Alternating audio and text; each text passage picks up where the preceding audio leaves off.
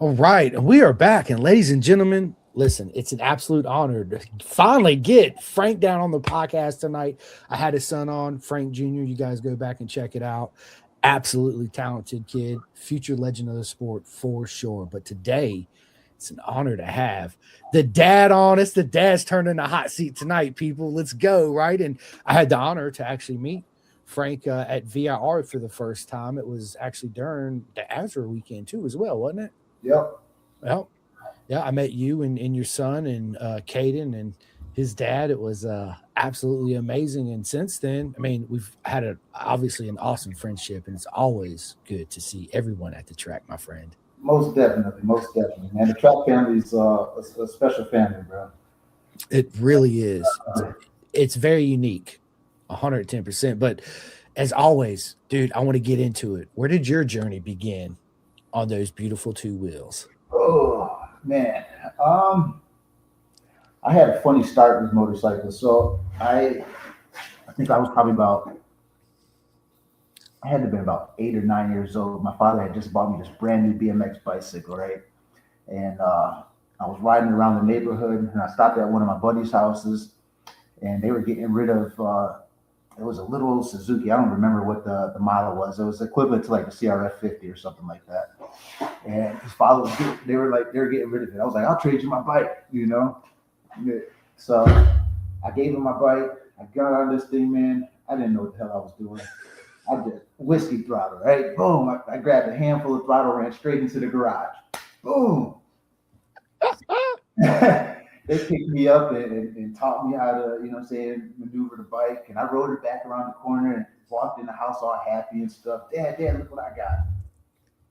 I was like, I traded my bicycle. I got a dirt bike. Like I'm geek, you know what I'm saying? I got a motorized bike. I'm geek. He was like, nah, go take it back. That's not what I paid for.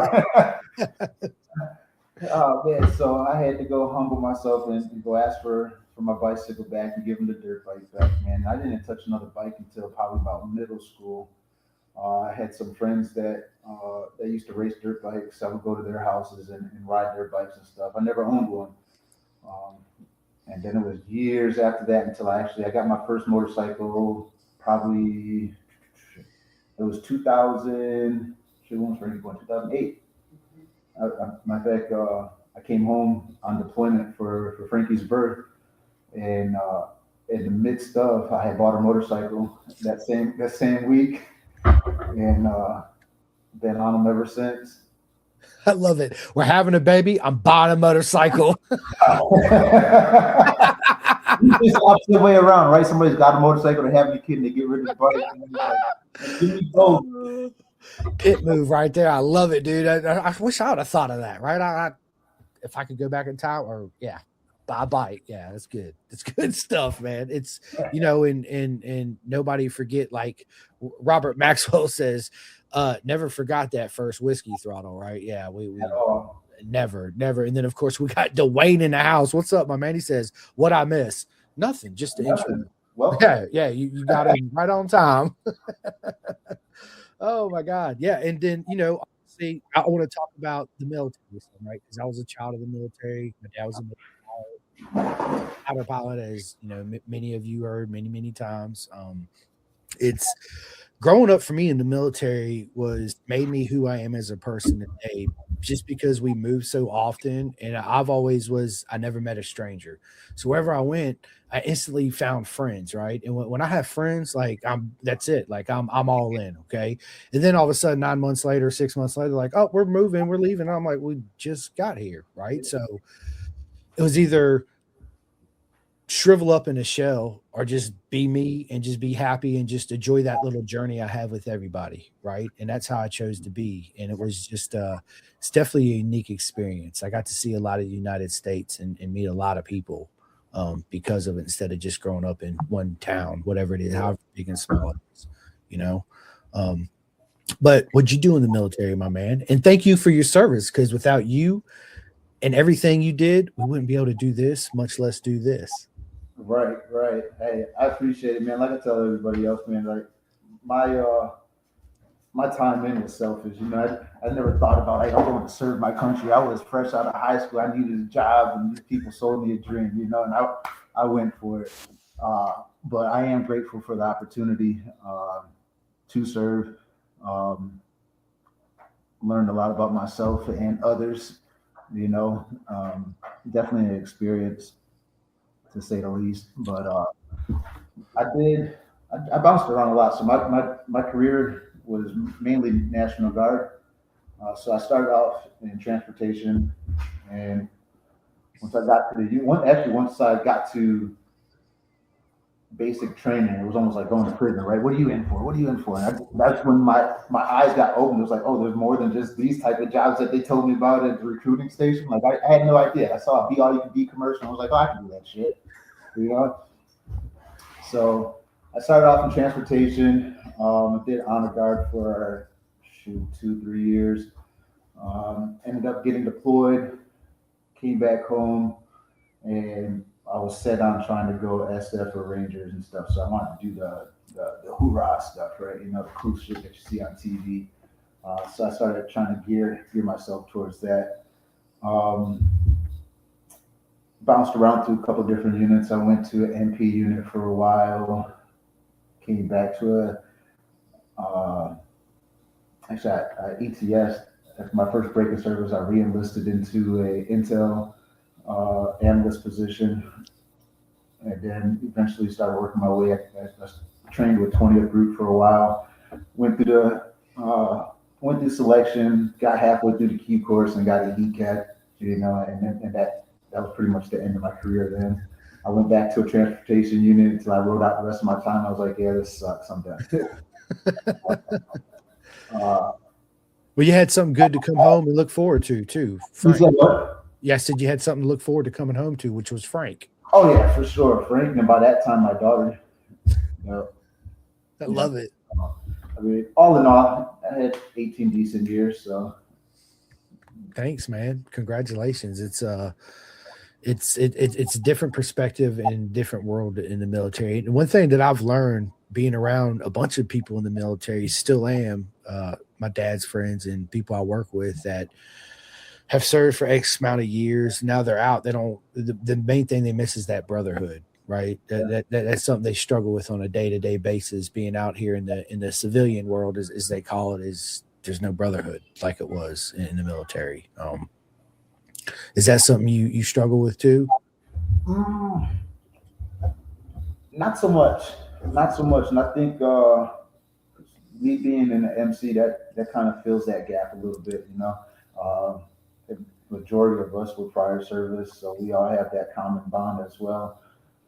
And then also this motorcycle community, man, just in total, not even just on the MC set, but even like with the track day family and stuff like that. Just the relationships and the bonds that you build with a common interest it fills that gap. It's a beautiful circus, is what I call it for sure, right? It's yeah. So when you get out of the military, did you get a motorcycle then, or? No, so I had bikes while I was in. Oh yeah, that's right. You got it when she. Yeah. Okay. Duh. Sorry. Yeah. So at that time, I probably was in for 4 years before I got my first bike. So I joined in '04, got the bike in '08. Um, had no idea about track riding and everything, so I was being dumb on the streets and stuff like that. As we all do. Of course. Got to Uh, show off, right? Think we know it all. like you know something. You don't know Yeah. until you go to your first track day and it's like, oh, I can do this. And then it's just like, holy crap, no, I can't. I can, but I don't know nothing. I I need don't to. know nothing, right. I need to pay attention and ask questions and soak I it was all just in. working on this small bike running circles around me. You think you're hot shit with a 1000 or something, and here comes somebody on a SV 650 running laps around you. It's like, You're like, how's this even possible? right. It's so. Tell us about your first track experience. My first track experience was NC Bike, actually. Nice. NC Bike, back when they used to run it clockwise. Um, that was probably about 2010, 2011 ish, somewhere up in there. Um, Man, we used to have a ball. We went there, then matter of fact, I only went to NC Bike and the VIR, but only two tracks that I had rode originally. Um, VIR was the first track I got my knee down around the oak tree. Love it, man. Love it. It's that's something you'll never forget, right? First time you put a full leathers on, first time you drag your knee, the first time you're on track, the first time you put that orange t-shirt on in that first mock race, they call it, right? It's yeah, all those first. For sure. But yeah, man, I mean it was something else. Like we used to, like you said, we used to run the streets like we were on the track, doing stupid stuff. Lord knows I should be dead now. All the bull crap I've done. Um, but being able to go onto the track and actually understand what the bike is capable of doing and trying to push it to its limits there, um, opened my eyes and kind of fell back off the street riding as much. I had a pretty decent accident in 2012 on the street. Um, this was after another deployment. I came home. Actually, I had a crash on all three of my bikes within the same month. Bro. I came home, laid my bike down, low side on the NC bike and the big carousel. That was not bad. You know, I understood what I did wrong there. Got the bike up, was able to ride again. On the street, probably a week later, took a turn too fast, got spooked, went off the road, tore a cartilage off my left shoulder, like had a labrum tear. I hit pretty hard. Destroyed the bike. Probably 2-3 weeks later, I'm in a cast, like I'm in a sling. I can't use my left arm. I have no range of motion, but I'm like I could still ride. I could put my hand onto the handle grips, you know what I'm saying, and hold on. I can't do anything else, right? But I was like, I'm gonna go ride my dirt bike. So I had a CRF 450, and I was back there on the gun ranges on Fort Bragg, back there in the backwoods and stuff, and riding, and got loose. And I couldn't do anything with the left arm, so the bike was going. I was like, yeah, busting my ass on that. I'm just all torn up now. So I was like, yeah, maybe it's time for a break. So I didn't ride for a while after that. Ended up getting a Harley. When did I get the Harley? I got the Harley 2000, 23. About 23. So I had about a 12-year gap of riding. Got on the Harley and stuff, and then Frankie, getting him into dirt bike riding, and then he moved into dirt bikes and started getting into the street bikes and stuff. And it was just like, well, shit, I want to go ride again on the track, you know. So chasing him around and stuff, it just come full circle. So getting to see him ride and being able to ride with him, man, it's a joy. It is. It's an absolute joy. You know, I just want to speak on, you know, riding on the street, dude. We all have done those stupid things. I wrecked on the street multiple times. I broke my knee riding on the street, right? Shouldn't be here on doing the dumbest shit you could ever think of doing. I treated it like the Isle Man TT, bro. Like I had no fear. I could do anything I wanted to do. Nothing mattered. No cop could tell me shit. My parents couldn't tell me shit. Nobody could tell me nothing. Right. Mm-hmm. And it's dangerous, you know, because riding out here on the street like that, you can get hurt, right? Take it to the track. You got all this runoff or wide open space. You ain't gonna worry about potholes and cars and deer and turtles and all this shit running out in front of you. You don't worry about none of that. Plus, a track day is cheap. It's not that expensive. What is expensive is you crash and tow your bike and those hospital bills. That's expensive. I tell Frankie, I said the track day is less expensive than the speeding ticket. In your bike getting impounded, or you ended up in the hospital. Bro, it was so bad that I used to run from the police all the time. It used to make me, this is no lie, I used to make a game of it, where so much so that they used to get warrants to come to my house and check to see if I was there on my motorcycle, because I'd run from them and they could never catch me. So they would always come to the house with warrants to see if I was home. My dad's like, dude. So we had this long talk, and it was, it didn't stop me. Right. Dude, I was a heathen, bro. Like, you couldn't tell me nothing, dude. And then I went on my first track day, and I thought I was this, I can do anything. I'm going to go out here and clean them all. Watch this. Hold my beer and watch this shit, right? And I go out there, and I'm freaking dead last. I got lapped, and I come off, and my buddy said, what happened? Right.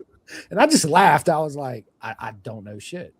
I have no clue, like none, right? Like I need to do a school. I need to get some coaching. I need Right. to ask questions. So, and that's part of learning, right? Sure.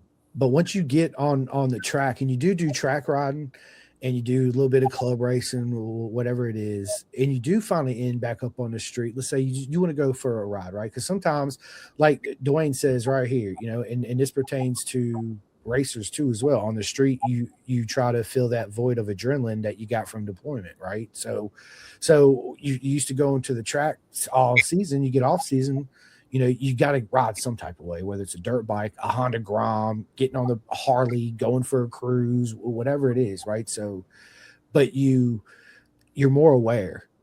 You actually know how to ride, right? You don't get spooked in certain situations because you've had the training. You get out there on the track and you learn, right? The biggest fault that I see a lot of people make is their egos, especially when they show up to the track. Mm-hmm. They think they know everything. I had a buddy out in Phoenix when we did it. He was the same way. He's like, I know it all. I know this. This is bullshit. Blah, blah, blah, blah, blah. And I was just like, you're just ruining my day. Like, I don't even want to come back to the track with you. Like, matter of fact, unfriend, bitch. If there's an unfriend button back then, Facebook, it'd be like, click right there on the spot. See ya. But yeah, it's important for people to show up and eat that humble pie because you're definitely gonna eat a whole shit ton of it, right? But at the end of the day, it's all about having fun, being safe, because the safer you are for you, the safer you are for everybody out there on the track around you. Facts. And you got to think about that too. It's not all about you. It's everyone out there, even the corner marshal workers. Which big shout out to all the corner marshal workers, because without you guys and girls, guess what? We ain't going to the track, right? And we're not having fun. So nothing but love. We got another legend in the house, Fast Glass Media. What is up, Dustin? Have you ever met Dustin? I can't say that I have. Bro.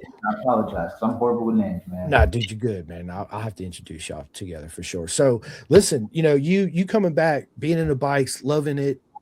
Frank comes along. Did you have the aspirations of getting Frank into motorcycles? Man, I really didn't even think about racing or anything like that with him, or even think to put him into that. Really, Dwayne. I mean, we followed Dwayne and Caden since he was on dirt bikes.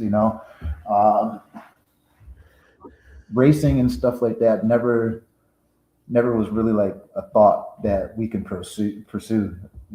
Even with me riding, I didn't think that it was something that was tangible that you can the average everyday person could do, not realizing that club racing was damn near, it's like college, right? And then you go and get into AMA and stuff like that, and that's your professional league. Like, I never put it together like that. It was nothing that I was groomed with.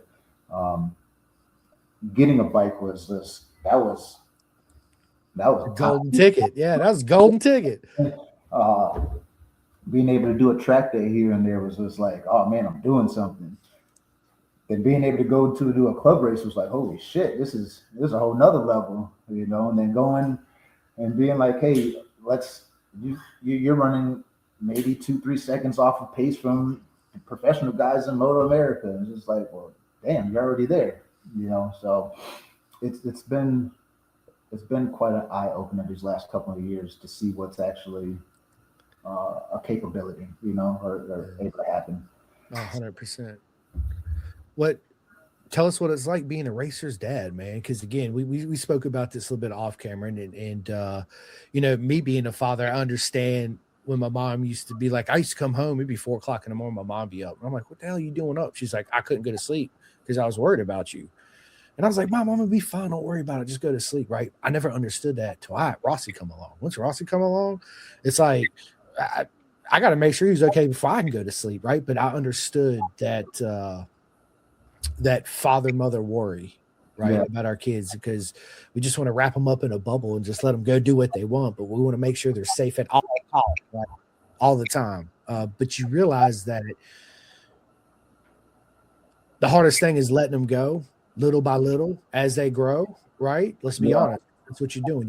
You're raising them to live without you. And for me, that's the hardest thing I'm ever going to have to do. It's not, you're not letting them go, but in a sense, it's they move on, they move out to get their own wife and have kids, and then you see them once a week, and it's just it's not the same, right? Let's be honest.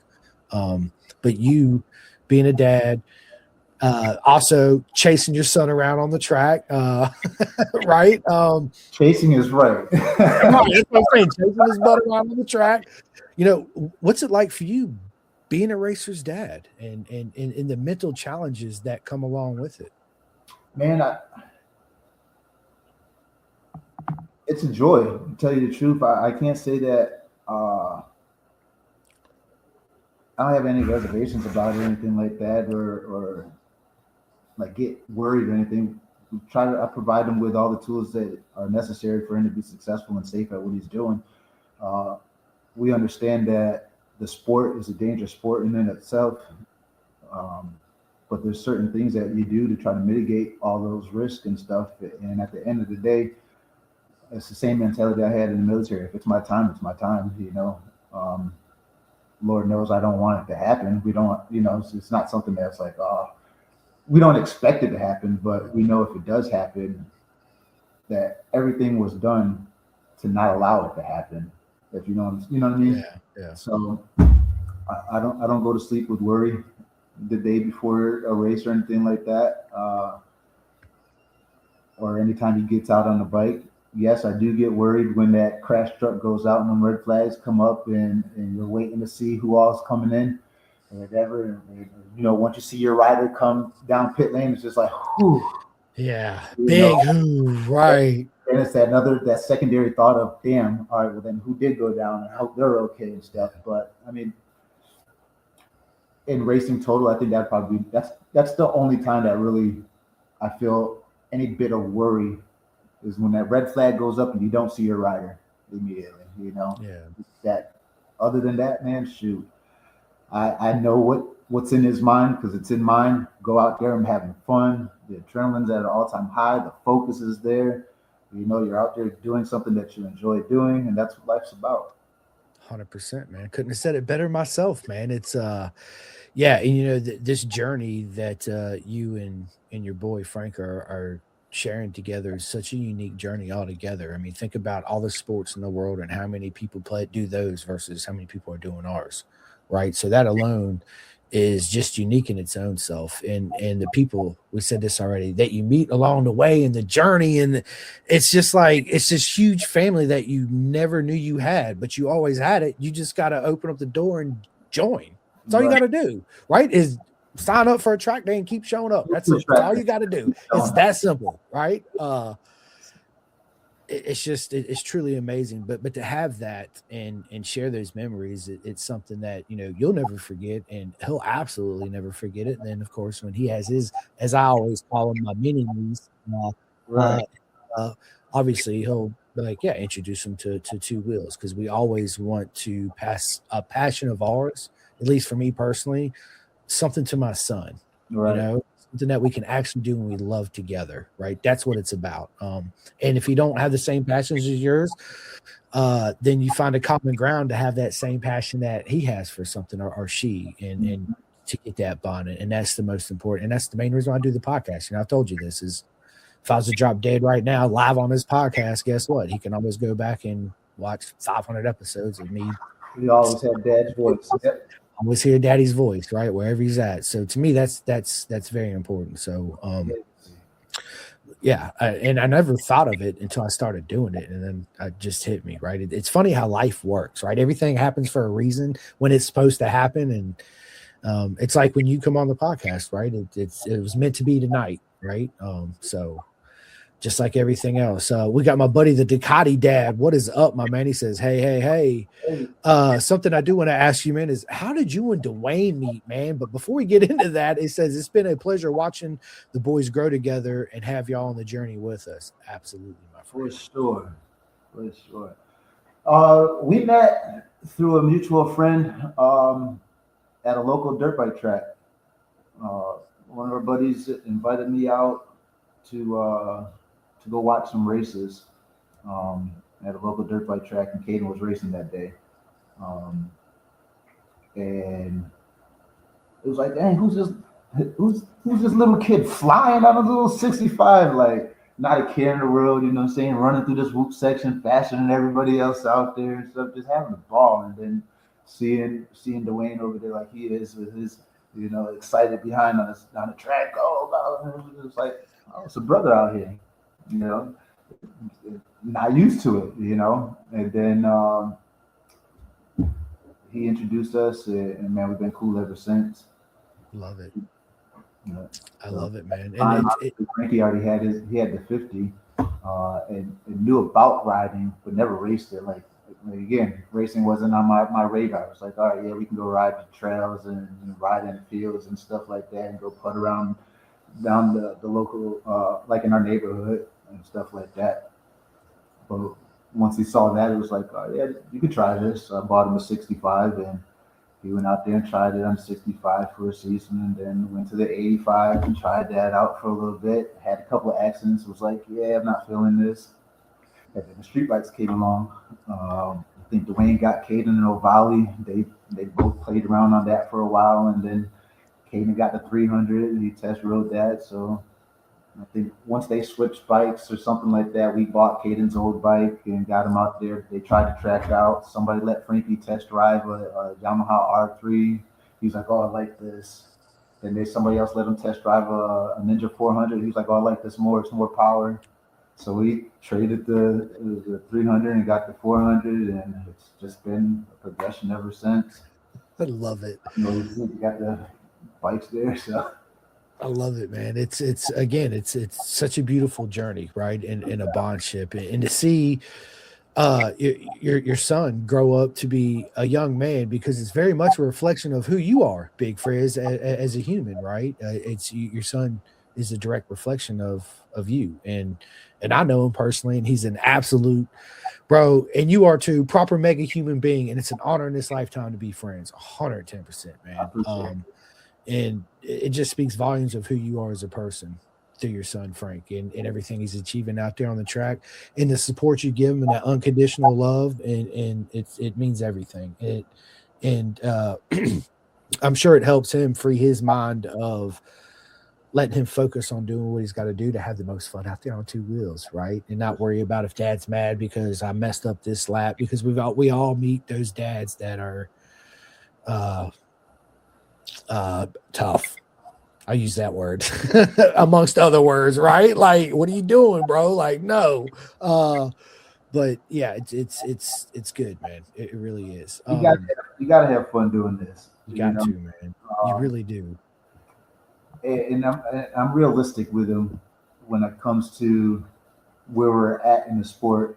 I don't expect him to go out here and put down times and be like in the top 5 of the professional grid or something like that. Like he hasn't been tailored like a lot of people have been, from real young to actually racing and having that mentality of racing. But for him to get on the bike and pick it up as quickly as he has, and to show the improvement each and every time he gets on that bike, there's no doubt in my mind that if he actually put his mind to doing it to the best of his ability, that he can actually be out there on the top grids with those other riders. I just more so try to give him all the tools and everything that I can to be successful, like I said before. And it's on him at this point to go further, right? You can take a horse to the water, but you can't make him drink. So I can give you I can give you a rocket ship. It's not going to mean that you're going to fly faster than the next person. It's on you to take it there. It is, and it also teaches him a lot about himself as who he is as a person right now, and how bad does he want this? Like, how bad do you really want to do this, right? And those are valuable lessons, and you'll find out, right? But I have no doubt, I've seen his talent. He can go as far as he wants to. Exactly what you said. Plus, him and Caden, dude, they're 2 peas in a pod. They're nothing but trouble at the track, bro. So I'm just joking, man. I'm just joking. But the friendship that they have together, they feed off each other. And again, it's also a beautiful thing to see, because they push each other mentally, physically, emotionally, on the track, off the track. It's that whole, friends for life deal, and that alone in our sports kind of rare if you think about it. Friends that turn family. Yeah, yeah.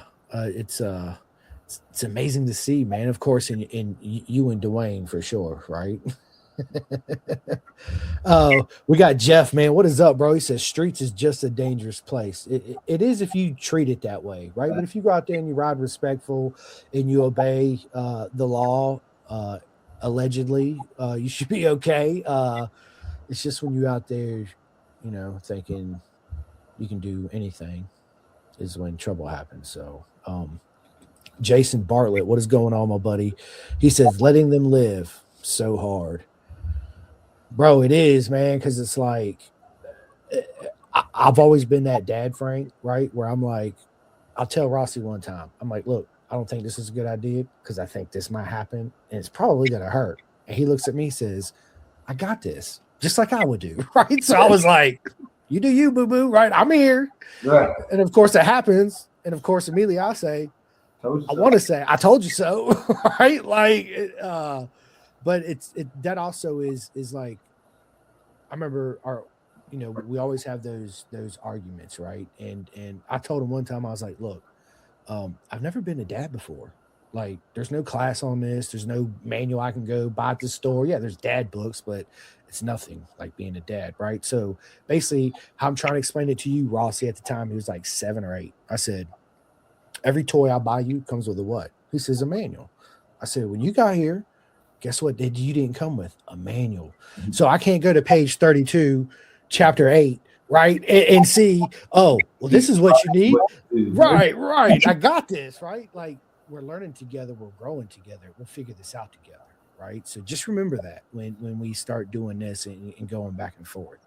But that's also me of a way of teaching him a lesson too, as well. Like, think about what you're doing before you do it. And there's always consequences to every action. It's just this is just me talking. How good can I justify it to myself to get away with it, and versus how much trouble I'm actually going to be in, right? I've preached that to him time and time again. It's almost like what they used to say in the military: do what your rank can afford, right? So. For every action, there's an equal and opposite reaction, right? And that's Newton's law. Yeah. So everything that you do, you think of the consequences and the repercussions from it. Are you prepared to deal with that? If you are, by all means, go for it. If you're not, maybe you need to think twice. Yeah. It's hard when you're caught up in the moment, though, right? And dude, we're just kids. We just want to live and have fun, and it's hard at times, and I get it, but it's yeah. But going back, him to lead on Caden and Caden to have him is it's an amazing friendship, man. It really is. And I'm glad to see them push each other. I want to see them getting in that battle. That's what I'm waiting on. I'm waiting to see that last lap battle where one of them going to have to make that decision where it's like, that's it. I'm in, right? Let's go. And that's what I want to see, right? It's going to be fun. It's going to be amazing, and the emotions that come from it. That's why at Daytona, when I had the opportunity with Azure to come down and in the Speedway to do announcing, which was one of the best weekends of my life. My favorite thing was they're like, dude, you get to do all the interviews. I was like, yes, dude. Of course, when I go to Moto America, it's different, or club races.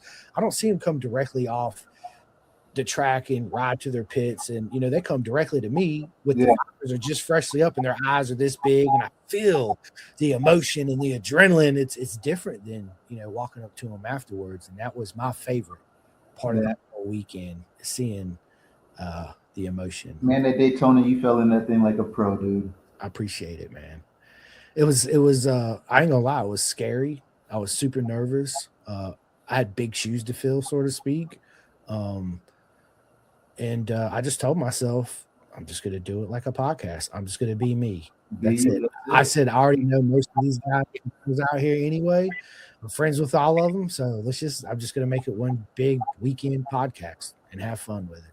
That's how I do. That's what's up. So I appreciate the love, man. I do. It was absolutely amazing. And you guys had an amazing weekend too, as well. Oh yeah. That was our first time there too. It was a hell of a time. What'd you think of Daytona? It was nice. Only thing I would probably do different would be ride it myself. Love it. So is that in the game plan? Eventually, hopefully, yeah.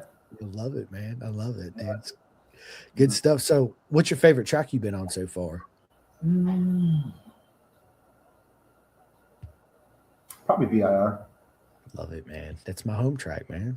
I love VR. To me, I talk about it all the time. My favorite corner is my favorite section is 4, 5, 6, and 7. My least favorite corner is turn 1. Turn 1's like the most trickiest part for me at that track. It's so deceiving. It's like a double apex, but once you get there, it's not a double apex. There's so many lines you could take through there, and you can carry so much braking in the turn 2 and 3. It's like it's hard to wrap your mind around all that because you think you're going fast, and next thing you know, here comes Nathan Gauker on a freaking 250, just blow your doors off, and you're like, yeah, I'm taking the next exit as soon as I make this lap around and just let them boys have at it, right? But it's so fun. It's one of those tracks that's super challenging. You don't really have a whole lot of time to think because everything comes up so quick. Because It's not a big track, and it's not a track you get any breathing on.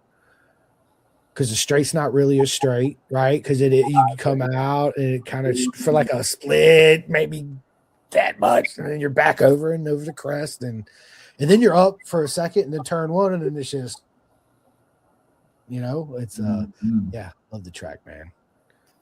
You doing any VR track days this year? I think we got VIR's round 3, isn't it? I believe, or something like that. That's in July, ain't it? Something. I don't have the schedule in the Yeah, I think it is. It's on the schedule for this year. So this year's going to be a little tricky for us, I think. It'll probably be more of a test and tune type year, getting the bike situated and stuff like that. Frankie's just finished school, early grad. Congratulations, my man. He's getting ready to do a trade school down in Florida. So not sure what the schedule is going to be like and if we're going to be able to make the events or not. But I mean, we still got to put the bike together and stuff too. So I don't know how much we'll be able to actually get done this year. Moving on to the twins, I mean, he could still ride the 400s and stuff, but the twins definitely not ready at all by any means. So we'll see. I don't know. Yeah, we'll see how it plays. But you're down there in Florida. You got SFL Mini GP. He's got a bunch of options he can do down there as far as training and staying fresh on the bike. Yeah, for sure. That would definitely be my recommendation. SFL Mini GP. Straight, I can put you in direct contact with the owner and set it all up. Most definitely, that'd be nice. They even have bike rentals, right? You don't even have to bring a bike; you can rent a bike there. So, you got, TTR 125, whatever. Yeah. They have 300s too, I think. Or you could bring your own bike. But it's a lot of fun. You meet again, most amazing people. That's where a lot of the legends are coming from. SFL Mini GP in South Florida, Jersey.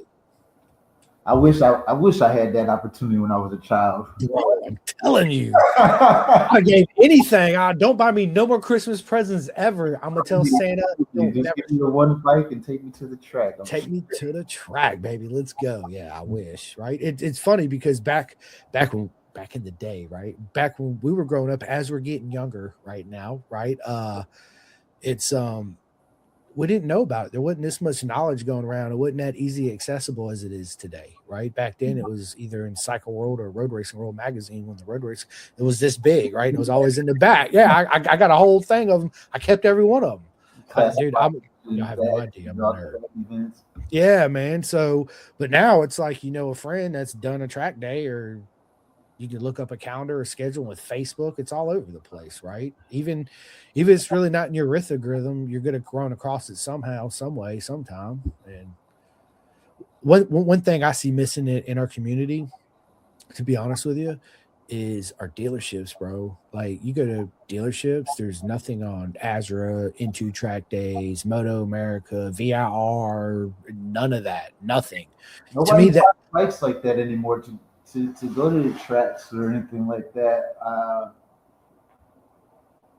I had a conversation with one of our local dealerships about that too, seeing like what their involvement was with racing and stuff like that, and it was just like just the turnaround uh, for them isn't that great. It wasn't like it is back in the day, like where it opened up so many people to riding or wanting to ride motorcycles and stuff like that.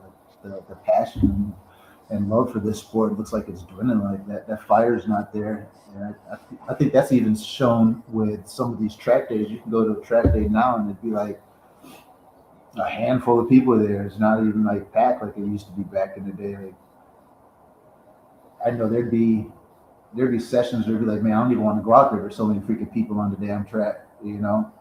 Now it's just like every track session you go out there, you got free track spaces, you know.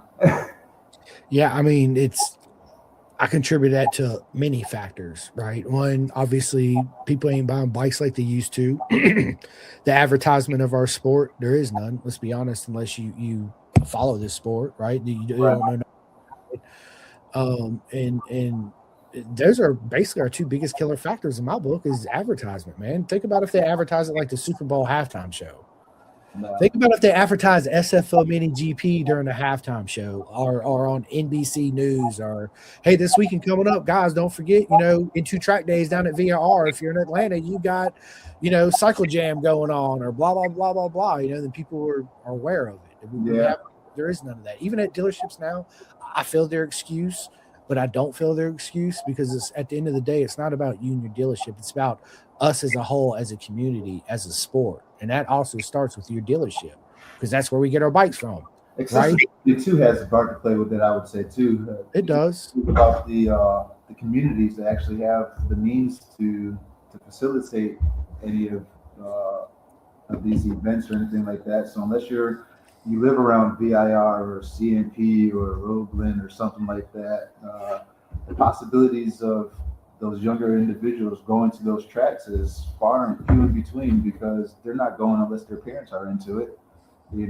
It's not like you've got Fun Zone down the street that's got go-karts and everybody's wanting to go ride go-karts, and you got like a local track or something and they're like, hey, I can go try this out. It's not something that they're exposed to, I would say.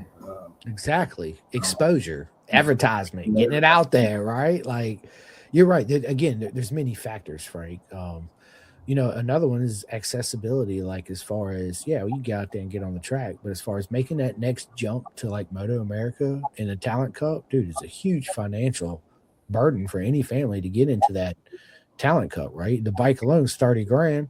You gotta have a spare bike, that's $60,000, right? And then you gotta have spares on top of that, plus with the fees and the travel. And it's like, dude, you're $140,000 in your entry level season. Like there's got to be a way we can make it more accessible. There's always a double-edged sword. On the flip side of that, insurance is going up, the premiums are going up, track days are going more expensive because track rentals are more expensive, and that vicious political bullshit cycle that I hate talking about. So I'm gonna stop talking about it right now because it's making me mad, right? So we'll move on to another subject.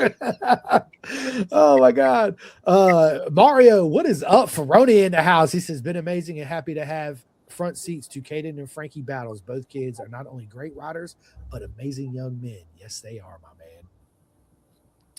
man. Do what, Frank? I was reading Mario's other comment. Yeah. From CNP, and it's amazing how many people tell me they love racing from cars to bikes, but they don't know about CNP. Exists. Yeah. It's we were saying that when I went to Atlanta last year. I go every year. My buddy lives 20 minutes from the track, so I go crash with him. He wanted to take me up to this little pizza joint. It's kind of like Blaze Pizza out here in Virginia. It's you go in there, it's like Subway. You build your own pizza. It's real brick fire oven pizza. It's super good. So I'm in there. I got my pink Pin to Gas shirt on, and the dude behind the counter looks at me. He's like, "How was fishing today?" And I turn around, I look. I'm like, "You talking to me?" He's like, "Yeah." I was like, "Fishing? I wasn't going fishing." I was like, "I'm here for the Moto America race." He's like, "What's Moto America?" I was like, "See, this is the issue, Richard. Wow. This guy is literally 10 minutes from the track right here." I was like, "You got a track right here, Road Atlanta, like literally 10 minutes down there. You come out and make a right, and you're right there." Right.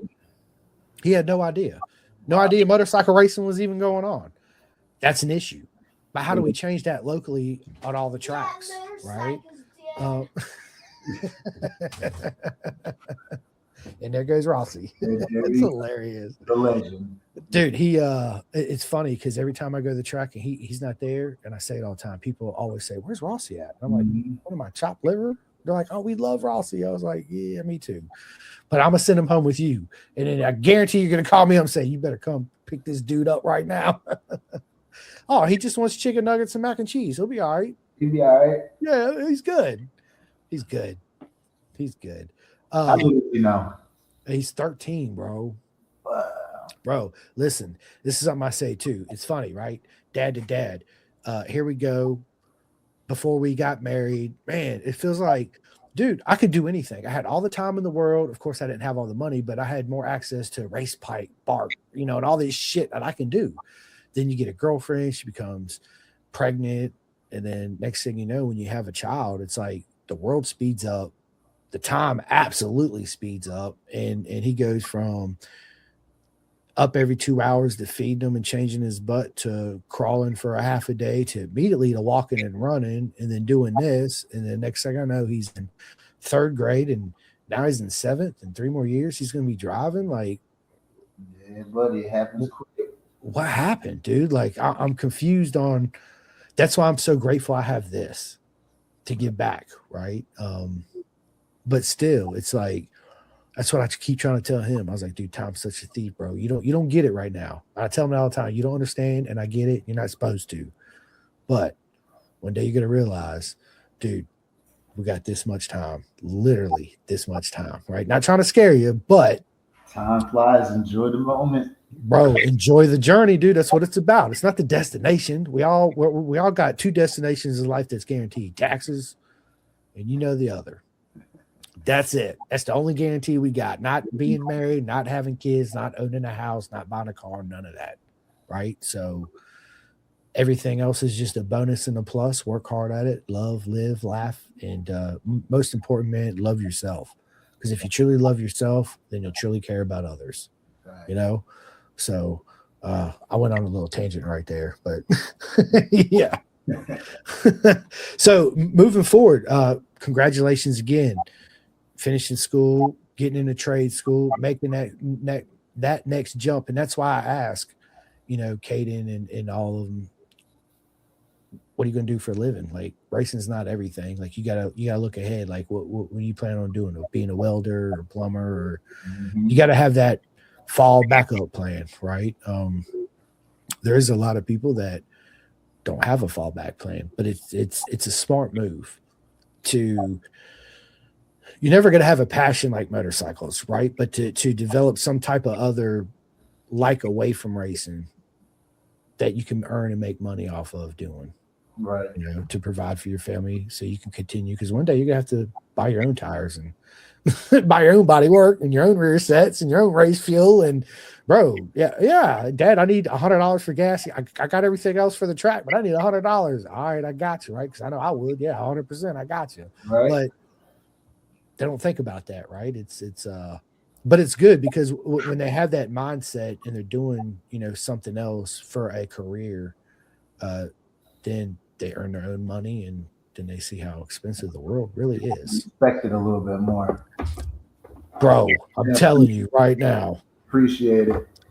That's the struggle I'm having with Mr. You-know-who out here.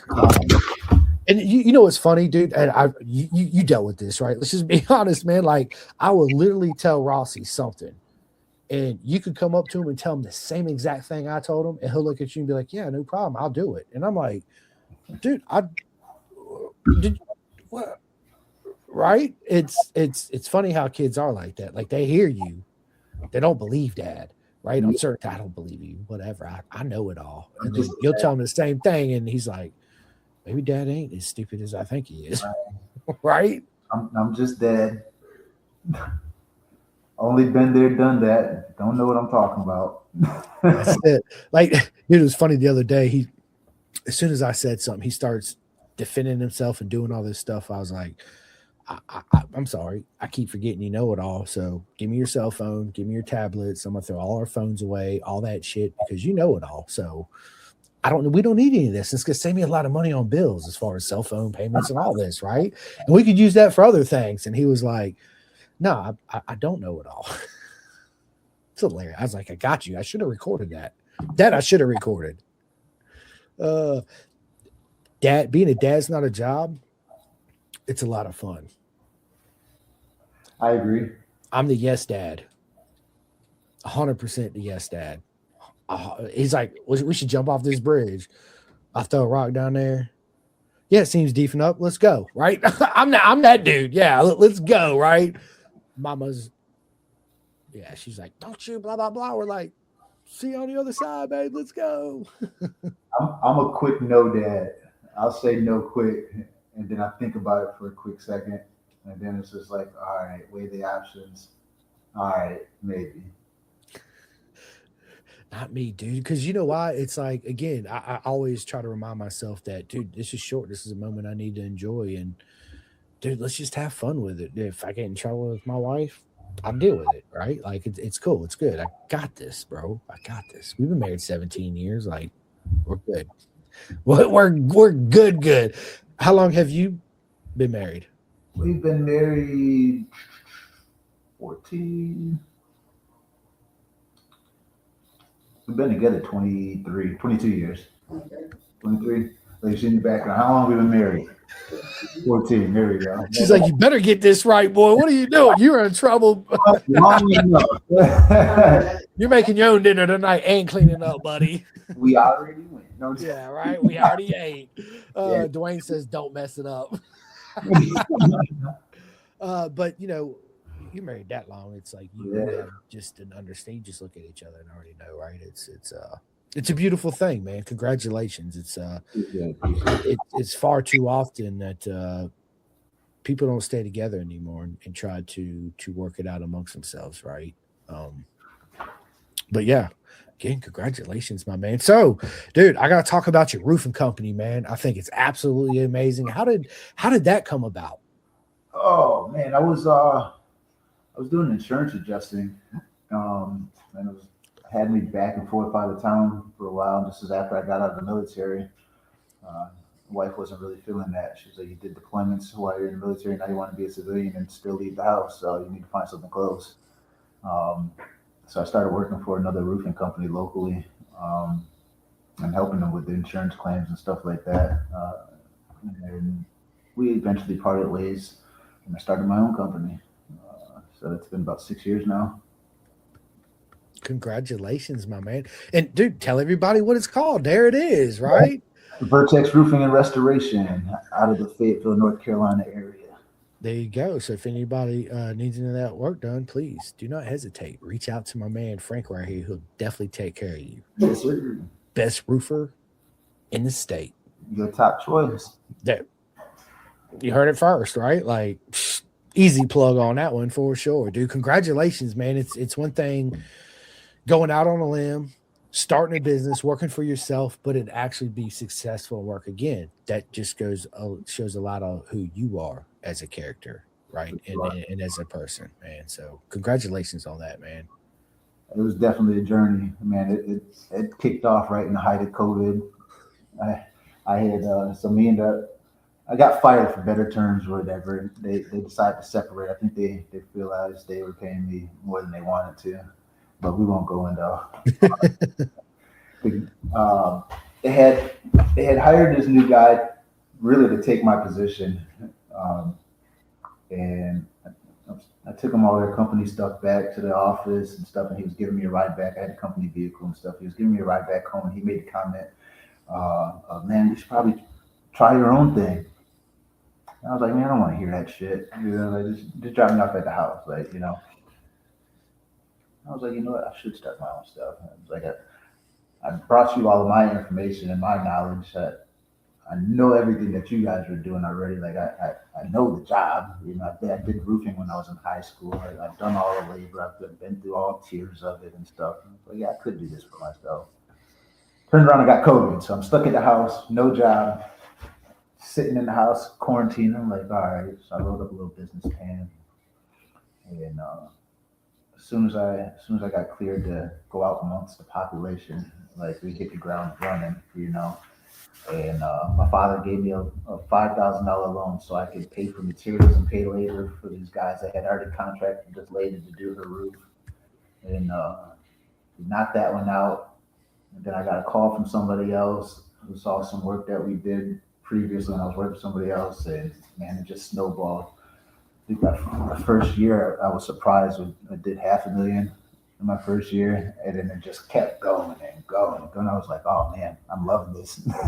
I should have did it earlier, right? Why didn't you guys fire me earlier? Right? Call them up, be like, what were y'all thinking? You should have let me go. That's awesome, man. Congratulations. It is.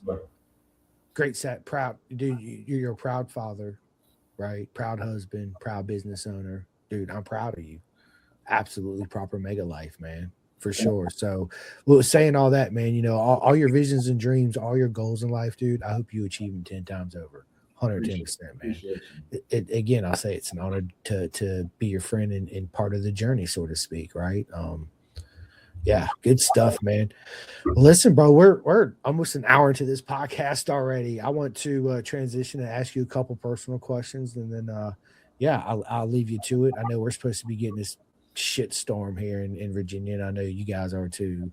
They say we're supposed to get a couple of bad days. I'm waiting to see it. Yeah, me too. They're calling for like 24 inches here or some shit like that. I will get 2. Facts, dude. You know what's funny, dude? I went down to the grocery store and it's like, bro, one grocery store ain't got milk, the other one ain't got no eggs. It's like all this shit. People are everywhere and gas, and I'm like, y'all have never seen snow before? Like, we live in Virginia. It snows, it rains. Like, what? I could see for getting freaking 18 feet. Then I'm just leaving. I'm not even gonna stay here. I'm going down to Florida. I'm calling somebody. Shit, I'll sleep in my truck somewhere on the side of the road. I'm not staying here, right? That's how I feel about it here. I'm like, everybody here buys up all the bread and milk. And I was like, this is only gonna last for like 2 days, right? And the day it does happen, it's probably gonna be melted by the end of the night. Like, relax. It just goes to show how many sheep there are in this world. Yes, sir. 110%. You heard what I just said, people. Take it to listen. Sheep. I can go on about this COVID, right? But I'm not. I'm gonna stop. I'm gonna stop. I'm gonna stop. Jason Griffith. He said, "Respect. You are legendary." Yeah. Jason's a legend, bro. Dude, I had him on my podcast. He's absolutely amazing. I can't wait to sit back down and do a part 2. So during his podcast, bro, my buddy Trevor Watson, big shout out to Trevor, Moto America racer. He says, this dude, if you close your eyes, he sounds just like Matthew McConaughey. And so you see me during the video, I closed my eyes for a minute. I was like, and then I smiled. I was like, holy shit, dude, he sounds just like Matthew McConaughey. So I started making references and he did too. It was absolutely amazing, man. Jason, you, my friend, is that big inspiration and a legend for sure, man. And he's so fast. You see him and the rest of their crew that ride, man. You have no excuse whatsoever. Nope. Big shout out to TBEX USA Experience. Do the thing that you love to do, bro. Again, if anybody out there that's listening to this or listens to this in the future, if you are unfortunate, it's always kind of hard to say around this, but if you're unfortunate, you're missing an arm or a leg, or you're paralyzed from the waist down, and you don't think you can ride again, bullshit. 100% bullshit. Don't let that destroy you here. Destroy that love. Just keep it moving. TBEX USA Experience.org. That's all you got to do. Yeah. Sign up, get out there, meet the most amazing people, and let's go. Right? So Car Trev says, Frankie, my guy. First question I have for you, bro, man, is tell us something we don't know about you at all. Something you don't know about me at all. Crickets. I don't know. He said crickets. I was like, I never heard of that before. I used to live in Africa. Really, dude? That's cool, man. I got a couple buddies that live out there. Sweet. Yeah. Yeah. I used to live in Ghana. West Africa for a little while. That's awesome, man. I would love to go. I want to go. They're always like, dude, come on. I was like, yeah, sure. I'll just go hop on a plane. I'll see you in 20 hours, right? Like, yeah. If I had the money, I would. Yeah. I want to go back to BSB too. I'm dying to go back out to the BSB, man. I would love to go out there and watch some races. Yes. Dude, listen, Cadwell Park. If you go to any BSB race at Cadwell, 110% without a doubt. I've been there in Brands Hatch. You got to go to Cadwell. Them boys are different. Them boys hey, to me, it's my favorite production racing in the world. Dude, to me, it's the Alaman TT, BSB, and then everything else. And that includes MotoGP, World Superbike, and Moto America. I'm not. It's just, dude, the sport, the racing, they're racing 230 horsepower motorcycles with hardly any electronics on it. It's just, dude, it's proper mega, right? Let's just be real. Are narrower too, aren't they? Dude, Cadwell Park, bro, when I showed up there, I about shit myself. I was like, you got to be kidding me, dude. It is literally, it is nothing, dude. It is not wide at all. I have to send you some videos because I was out there on the grid and you'll be like, bro, you kidding me? Like, put it this way, 2 Mazda Miatas couldn't fit side by side at all. It's crazy, especially the back section. Once you come over that mountain jump, it goes down to this little straight, and it's literally like first gear on a super bike, I think, or second. You barely touch the throttle. You're just like left, right, and then, but it's so close, like literally we can stand there and almost reach our hand out and touch them in certain sections of that back section. Wow. And then you got tires, you got trees, you got hill, and then it comes to a hard right, and literally there's a fence with tires on it. And it goes to a hard right, goes down a little straight with nothing but trees and fences, and then it goes to another right down the front straightaway, and it's just brilliant, bro. As they say, it's a man's track for sure, dude. You got to have big kahunas to ball around that track, dude. And it's one of those tracks that you really got to know. Of course, all track is, right? It's a beating horse. You got to know the track, blah blah blah. But it's got a lot of blind corners in it too, as well. Right. So if you got ride 5, ride 4, bro, play Cadwell Park. Turn 1, dude, is like 5th gear, wide open to a left up a hill. And then you back shift, I think, 2 or 3 times, and it's a right, but it's a crest, right, that rises up and it falls back, and you can't see the exit at all. You just see going into the corner. So if you don't know where to put it, bro, and you're fast going in there, you are, boy, straight up when you come out of there. It's a proper track, dude. It's a man's track. For sure. Let me ask you this, man. What's your worst habit? Mine is procrastination, man. Like going to the grocery store today was supposedly this big ass storm, because you know how many times we hear this big ass storm and snowstorms coming. I'm just like, bro, we're good. We got a half a gallon of milk. We'll make it, right? We got 4 eggs. We're good. And of course, wife's like, you got to go to the store, right? So I procrastinate. I procrastinate as well. I think another bad habit of mine probably be extending myself in too many things. Like I want to do it all, right? I want to race. I want to be an MC. I want to go do jiu-jitsu. I want to go do this. Like I want to do it. It's just like I could do it. It's almost like what my wife told me the other day. She was like, "You want to be great in too many things or whatever, and it's affecting you to be able to just." What did you say? I do too much to be great in all of one thing, of all of, what I'm saying, all the things that I want to do. Whereas if I took my time and focused at just one at a time or something like that, I could be great at that. Words. Yeah. I was gonna say, if you can't say what your bad habit is, I'm sure she could for sure. She'd be like, "Oh, I got this, honey. Move over." He does this. He does this. He does it. I know my wife was. She's like, "Oh, I got the platform. Move out the way, bitch." This and this and this, and you guys don't even know. But check this out, and I'm gonna whisper this. You guys got that? Yeah, it's hilarious. Everybody knows, dude. I listen to a lot of audiobooks. I'm currently listening to The Art of Racing in the Rain. It's a movie. If you haven't watched it, dude, highly recommend it. What is it called? The Art of Racing in the Rain. Art of Racing in the Rain. Yeah, it's an audiobook, and they also have a movie. It's a race car driver with a dog, but the story's told from the dog's perspective. Shit. Yeah, and I'm a big dog lover, right? I freaking love my dogs to death. I love them more than 99.9% of humans that walk this planet, right? We can all agree on that, right? Frank's over there, like, yep, absolutely.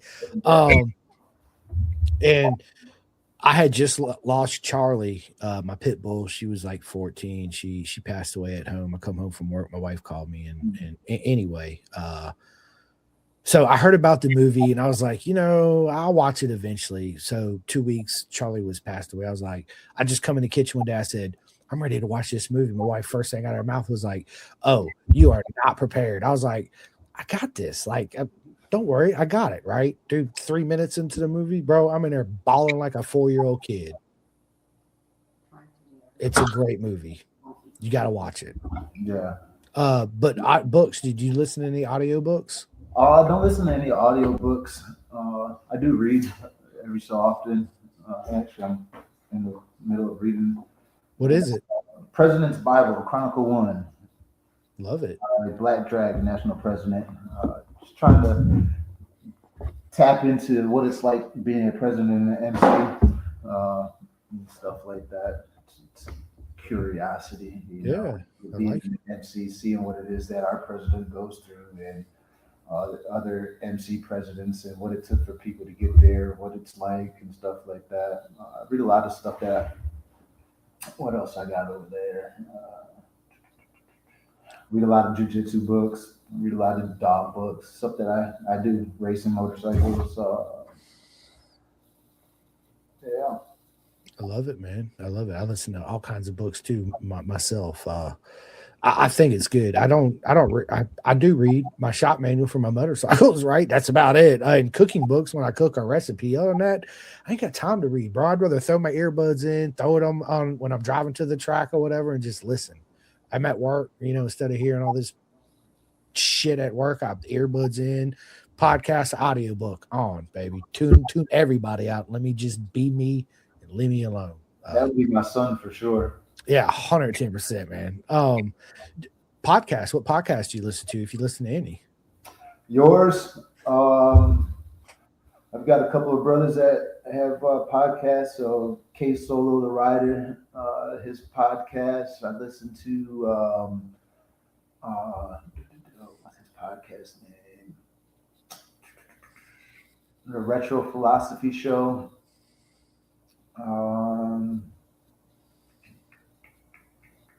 That's really it.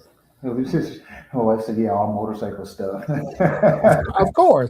What else would it be, right? Like, yeah, 110%. Dude, let me ask you this. If you could travel back to any era of time, what time would you travel back to?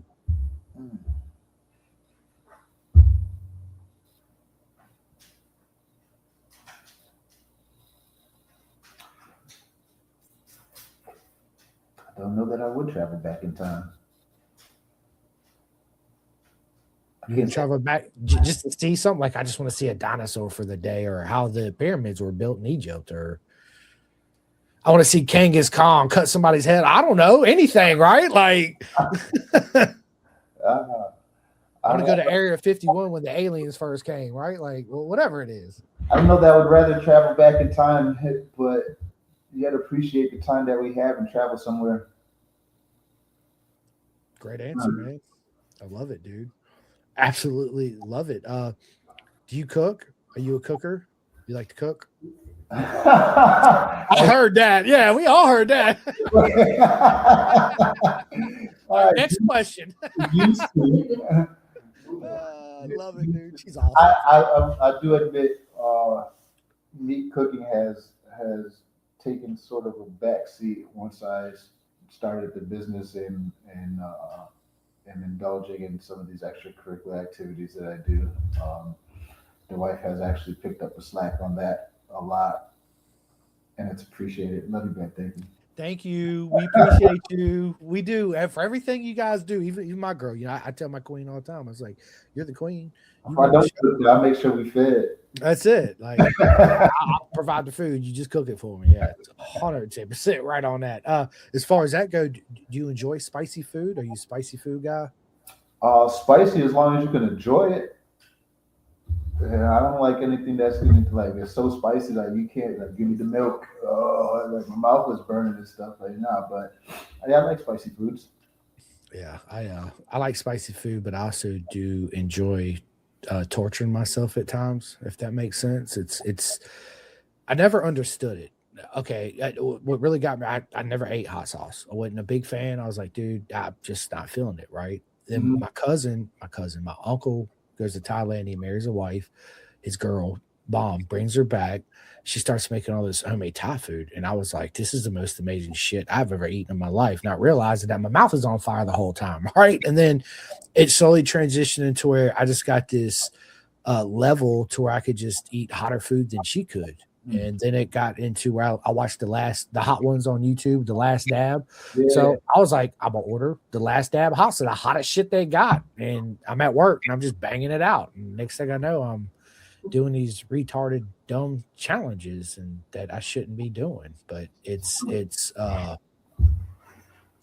it comes to a point to where when you're doing it, yeah, it's unenjoyable for that moment or moments, especially afterwards. But it's like you get this euphoric high. Yes, but it's hard to explain, dude. It really is, man. It's like it's just hard to explain. You enjoy it. The hottest shit I ever done. I know I said this many times. It was my buddy bought me the Death Nut Challenge. There were 6 peanuts. There were 13 million Scoville each peanut. You had to eat all 6 of them at the same time and not drink nothing for 5 minutes. Mm. And it was I didn't throw up, which I thought I was gonna just barf my brains out. I did it. It was horrible.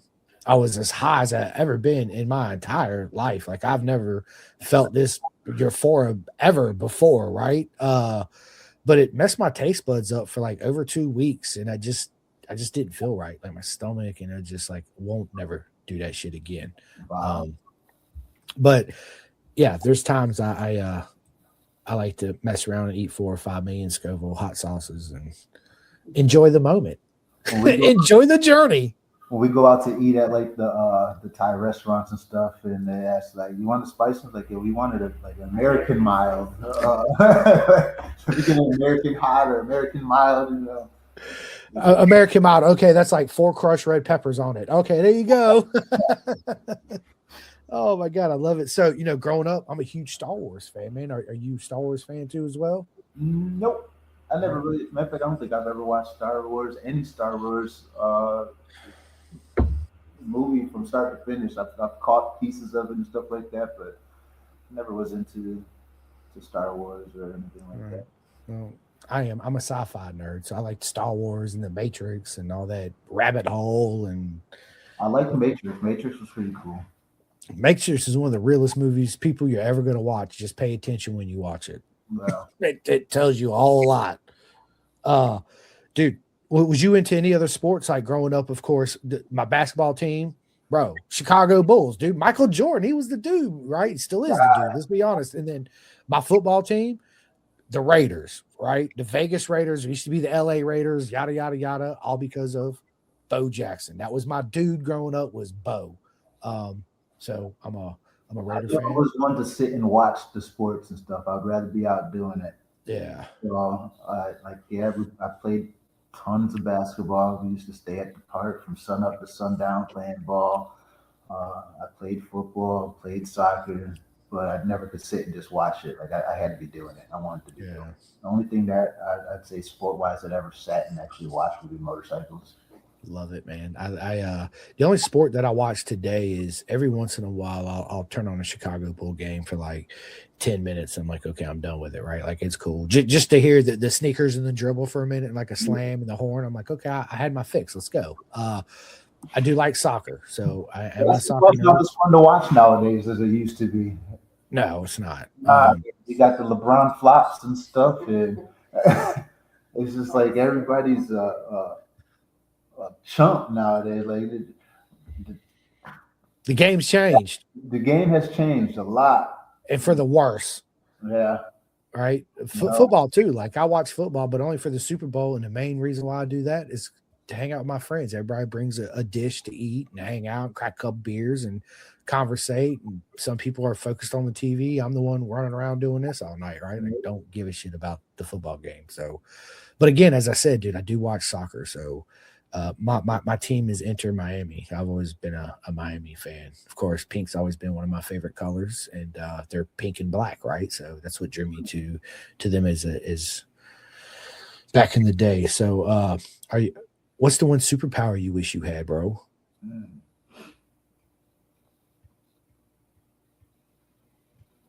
Healing. Nobody's ever said that before. You're the first one to say that's absolutely amazing. Never thought about healing. Yeah, that's deep. That's probably the deepest answer I've had. Me, I used to say fly like Superman, and then I got to think about it. I like to teleport, man. I can be like Frank. I'm gonna come sit with you on the couch. We're gonna do this podcast live at your house. Boom, there I am. Be like, okay, I'm going home. Boom. Hey, I'm going to Phillip Island. See you guys. Boom, there I am. Right, like, and I come home every night. It's that's what I would do is teleport. That'd be dope, wouldn't it? Right? Yeah, that'd be dope as shit. You're like, yeah, boom, there it is. Let's go. Yeah. Anything you touch, you can teleport, right? So your family, you know, your wife and your son, be like, where you want to go? Boom, let's go. That's better than flying. Should I just teleport to a plane real quick? That's already up in the air. I'm up here. Right, dude. Forget the plane. I'll just teleport there to Sydney. Boom, like boom, I'm there. Right. Forget the plane ride. Yeah, I don't want to do that. Are you superstitious? Do you have any superstitions? No. Yeah, I don't either. One of my buddies I had on the podcast, Nolan Lampkin, which is an absolute legend, super fast, super humble guy, man. One of the best guys you're going to meet in the paddock. If you haven't met Nolan, man, when we go to Moto America and I see you there this year or next year, I'm going to introduce you to him. He's freaking awesome. One of his was he wears his socks inside out. And I was like, you wear your socks inside out. And I was like, why? He's like, because, you know, when you put your socks on, that little where it's sewn in the front, it gets caught up in your toes, whether it's your pinky or your other toe, it rolls down. He's like, if you wear the shit inside out, you don't ever have that. And I was like, so from that podcast forward, I wear my socks inside out 110%. So I guess that I developed a little superstition. To me, it's just a comfort thing, right? Well, let's just be honest. But yeah, so trick to everybody out there. Keep my toes to see if I can feel the string. Dude, yeah, right. Yeah, so dude, tomorrow just put your socks on inside out, or you get out shower and just throw them on inside out and just try it out. It's yeah, that's all I do. So it's hilarious. Tattoos, bro. You got any tattoos? None. No. You plan on getting any? Nope. I appreciate the artwork of tattoos, but I don't have a single T-shirt that has a design on it that I've liked long enough to keep. So why would I put it on my body? No, yeah, I get it. I get it. I got tattoos. I like looking at it though. I mean, there's plenty of people that have dope artwork on them, but I'm good. He's like, it's not my thing. Not my it's okay, man. Absolutely okay. Let me ask you this: what changes would you like to see in the sport to help it grow? Accessibility. You know, it kind of broke my heart when Moto America did away with the 400 class and they started doing. I was just like, man, it was at a point where it was accessible for so many more people, you know. Then it was just like, whew. Close the door. Yeah, that's it. Bring the wallets out, baby. How much you gonna pay? Right. So, but yeah, I would say accessibility with the sport, like you said, broadcasting it more. I would definitely love to see it on TV a whole lot more than half the bullcrap that's on TV now. With the amount of different club racing and other motorcycle events, I don't see why there's not a channel specific for motorcycle racing that's on a local platform. Yeah. 100%. I'm confused, right? Like I ask myself these same questions all the time, right? It's so much so it's hard for me to go to sleep because I'm having these conversations with myself and I'm like, you're fucking crazy, dude. Some could just go to sleep. I'm just like, yeah. So at this point, it's like, thank God for YouTube. I mean, I probably watch more YouTube than I do regular TV. I got I'm glad I got a smart TV. Turn on the TV, hit YouTube, and I races.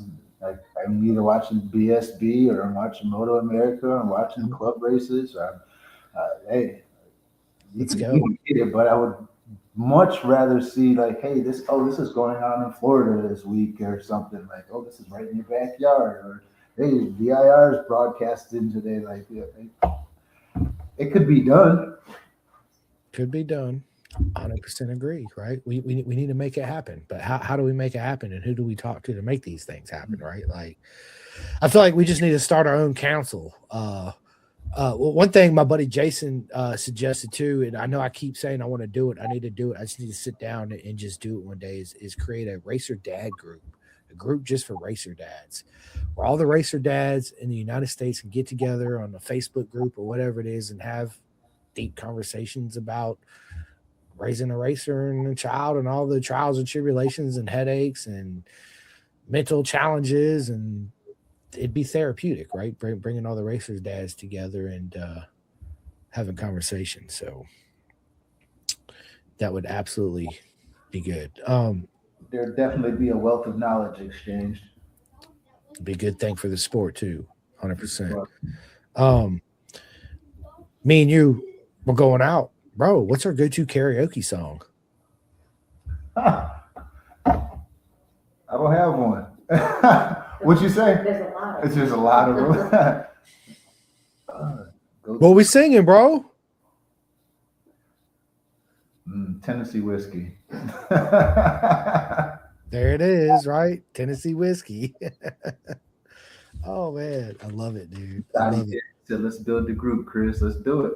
Let's do it, man. That one thing I want to do is I want to get me a little karaoke machine and take it to the track with me this year, and just go up to my friends that race and be like, dude, put them on the spot. 2 lyrics, karaoke song, what we singing, and have my camera out and just hit the play button and be like, blah blah blah blah, and shove the microphone right in her face. It'd be good. It'd be good for it'd be a lot of fun. It would break up that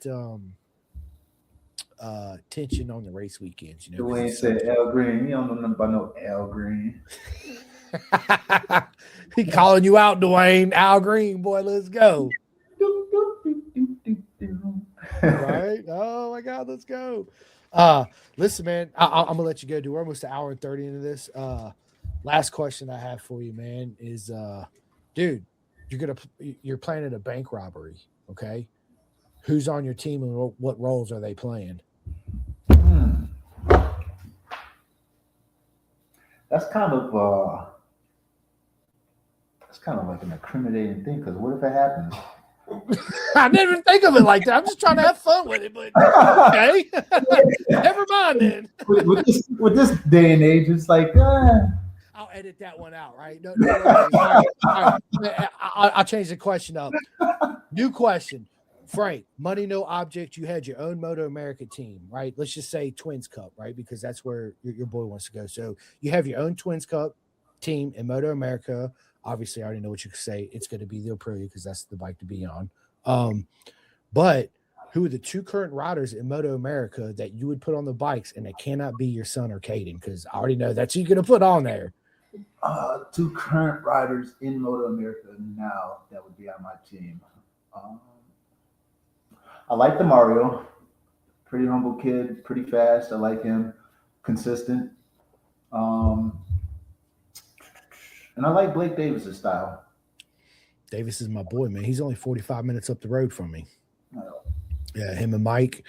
Yeah, Blake's he's a beast. He's definitely going to be one to keep an eye on for the future. I mean, even like thus far, the things that kid's done. Yeah, he's awesome rider. Yeah, him and my boy Tyler Scott. Tyler Scott's a beast too. Tyler Scott's a freaking just silverback gorilla. Just bro. Yeah, the way he rides that motorcycle, it's like young, man. They're super young. They've got it's crazy. Dude, it's crazy. You see him, and you know what's funny is they make it look so easy. You watch it, even in real life. Me and you at the track, we're watching them. We're like, dude, it just looks so easy because they're so smooth and so fast and it's so controlled. It's just poetry in motion, right? Mm-hmm. And then we get out there on the track, and in our mind, yeah, we look like that, but in reality, we look nothing like that at all, right? And it's just it's an eye opener when you go out there and you, especially when you move up to the A group and you get these guys that just every level you go up to new level. Let's be Mhm. honest, right? So it's a whole new. You think just because you're the top of the lower class, you're going to get up to the next class and be mid pack? No, you're going to eat some more humble pie on your way up that ladder, right? So it's very humbling experience for sure. But anyway, Frank, listen, this has been a whole lot of fun. I cannot wait to see you and the family at the track as soon as possible. Hopefully, maybe you guys can make it down to Daytona March just to watch. I don't know, maybe. But in the future, you guys go to VIR. You already know what to do. Hit me up. I'll meet you guys out there. We'll hang out. We'll throw some stuff on the grill. We'll do some live videos.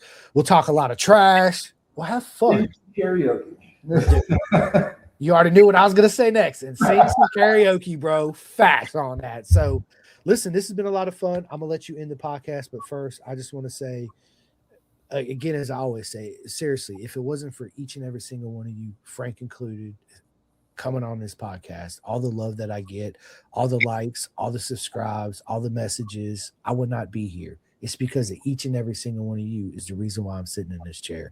And I'm truly grateful. And it's been an absolute honor. And I love each and every single one of you. I hope your guys' weekend is as proper mega as each and every one of you. And there's so many people I want to give a shout out to.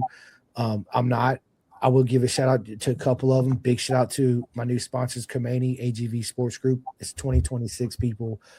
Take that off the rack suit, give it to your girlfriend, give it to your wife, make a purse or a backpack, and give it to your loved one right out of it. Get yourself a full custom suit. It makes a world of a difference. It really does. If you're interested, hit me up. I'll get you into one, no problem. Big shout out to Racer 401 program out there in California. They have a mentorship program, which is absolutely amazing. Amazing. Big shout out to Mama Aliki from Venom Sport. You, my friend, is a godsend to me, and I love you dearly. You have no idea. Big shout out to my man Tate at 64 Degree Racing, man. I'm telling you, you guys want the most proper mega undersuit. Right there you go, 64 Degree Racing. Look no further than 64. It's are you guys in 64 Degree Racing? No. Bro, we got to make this happen. Me and you got to make something happen for both of your boys. Your Zane Dwayne's. Dude, I'm telling you again, people, listen to this. Your Under Armour and your Nike one at Dick's, it is not the same. Absolutely not even on the same planet. You get your real proper undersuit made for the racetrack. It is a game changer. And with saying that, bring more than one. Don't bring one undersuit for the whole weekend, because when you go to unzip that thing and take it off, boy, people are gonna be walking by your shit like this. Dude, bro, Funky Cole Medina. You guys know the tune, you know the song, right? So get two undersuits. Hell, bring more undersuits than you do underwear, because you can always wear that in a pair of shorts home. Right. Facts, right? So listen, man, dude, there's so many more. I want to say, dude, who else I got? Everybody. I love each and every single one of you. KYT helmets, Kubota helmets, um, uh, just everyone. Thank you. And I truly mean that. That's enough of me doing this for tonight. Frank, again, absolute honor, not only to have you on, my friend, but also the honor to have the opportunity to sit down with your boy, um, and the opportunity to follow him through his whole career, right? Him and Cadence and Dwayne, I'm speaking to you too as well. It means everything to me. So thankful. I'm thankful and grateful for it. But Frank, tell everybody where they can find you and your boy online, and show all that love and support. And are you guys gonna have any merch for sale anytime soon? What's the deal with that, bro? With the merch, I don't know, man. I think maybe once we hit the scene and actually put a name out there, we'll see about the merch. We got to solidify this riding thing first. Make a name for him for real before you got the merch. You don't want to be selling the merch and be like, "Who's this kid?" you know. But first, I appreciate you for allowing us to come on your platform, man. It's been a pleasure meeting you. Um, you can find Frankie on Instagram and Facebook. I believe his Instagram is f.l.sanders3. Find me, it's Frank Sanders on Facebook. Let's see, I think Big Frizz 585 on Instagram, or just look at your friend list on Facebook. I'm there. 110%. Where did the 5'8" come from? 585 is the area code from Rochester, New York, where we're from originally. Nice. It used to be 716 until Buffalo stole it.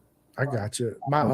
We gave it to them. My first race number. This is my very first road racing license right here from 1999, CCS out in Phoenix. I used my area code, which is 334. That was my first race number. I couldn't come up with one. I was like, I don't know what to come up with. All the numbers like Doug Chandler, all of them were taken by the freaking fast guys, right? I just wanted to be cool. 4, 6. They're like, no, you can't have none of that. It's got to be 3 digits. I was like, just put my area code. You got that? They're like, yeah, we can do that. I'm like, there it is. Like, don't give a shit. Let's just go, right? Just put me in, coach. me. Let me go. I don't care what numbers on there. Just let me get on the Dude, track. just let me give me my orange t-shirt and watch this, right? Yeah. I love it. Anyway, Frank, I appreciate you. You have my number. Please feel free to call me anytime, you and your boy. And I'm really looking forward to seeing you guys this year. And yeah, be good, brother, man. This episode will be out tonight in about 30 minutes. I'll tag you on the social medias. I'll send you the direct link. And man, thank you so much. It's been an honor, my friend. Appreciate you, brother. I appreciate you. Talk to you soon. Calling all two-wheel enthusiasts, get ready to rev up your earbuds with Pin the Gas Podcast, the ultimate motorcycle racing podcast, hosted by Chris Simcoe, one of our very own excellent leaders here in Roanoke, Virginia. With expert analysis, behind-the-scenes stories, and exclusive writer interviews, Pin the Gas Podcast delivers the adrenaline rush of the racetrack straight to your ears. Whether you're a diehard fan or a curious newcomer, you'll gain insights that will transform how you watch and understand motorcycle racing. On your favorite podcast app, join Simcoe as he takes you on a high-speed journey through the world of motorcycle racing. Pin the Gas Podcast.